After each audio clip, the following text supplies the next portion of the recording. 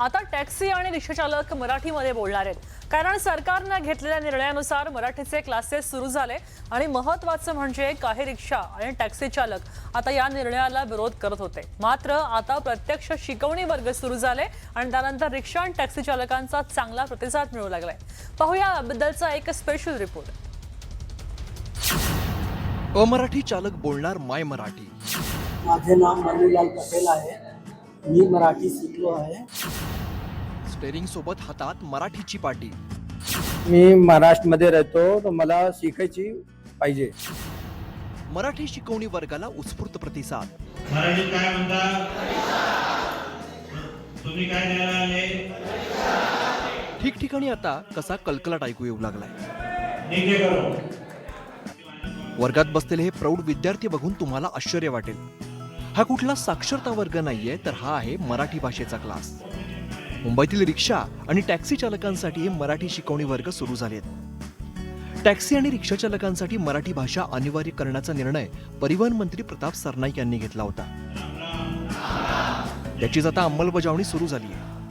Konkan RTO, Konkan Marathi साहित्य परिषद आणि राजीव गांधी विद्यालय यांच्या संयुक्त विद्यमाने परप्रांतीय रिक्षा चालकांसाठी मराठी भाषा प्रशिक्षण वर्गांचं आयोजन करण्यात आलंय.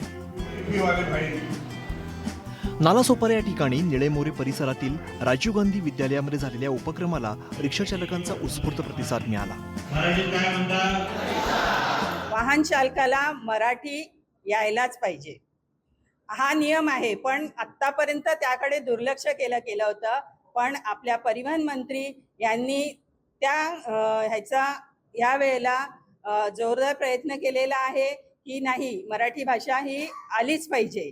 आणि ह्याचा स्वीकार ह्या सर्व वाहन चालकांनीही केलेला आहे आणि त्यांचा आपल्याला उत्तम प्रतिसाद मिळालेला आहे.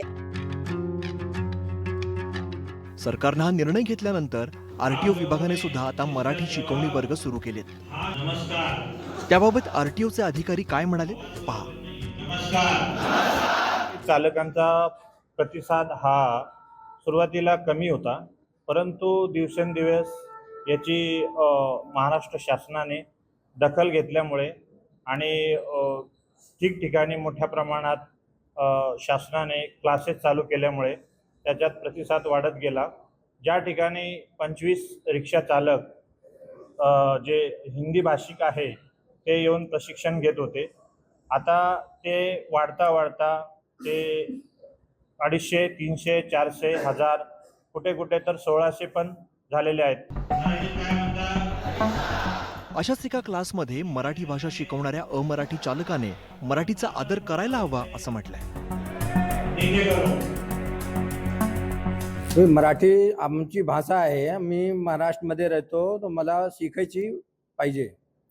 मराठी शिकायची पाहिजे. मला सांगतो, मराठी सगळ्यांना शिकतो. मराठी का सन्मान करत आहे.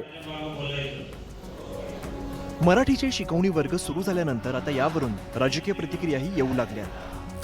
17 तारखेनंतर जर आम्हाला कुठल्या रिक्षा चालकाला मराठी जे आमच्या पॅसेंजर बरोबर मराठी बोलायचं तेवढं जर मराठी आलं नाही, तर आम्हाला नाईलाजास्तव त्यांच्यावर कारवाई करावी लागेल. कारण महाराष्ट्रामध्ये मराठी अनिवार्य.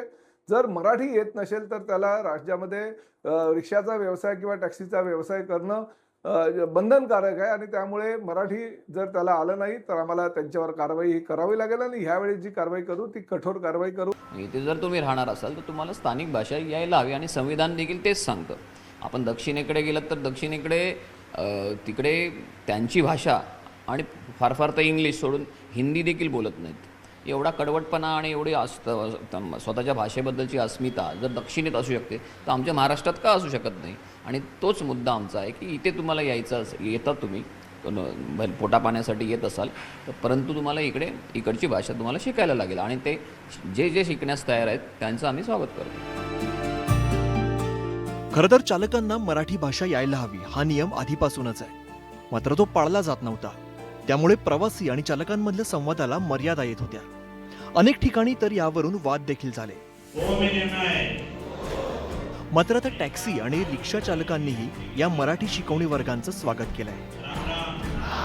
शासनाचंच नाही तर कोकण मराठी साहित्य परिषदेचं सुद्धा योगदान आहे आणि यामध्ये मोठ्या प्रमाणात जे रिक्षा चालक आहे त्यांना चांगलं मराठी बोलायला सुद्धा येऊ लागलेलं आहे. त्यामुळे आता जे होणारे वाद आता कुठेतरी थांबतील यात मात्र शंका नाही.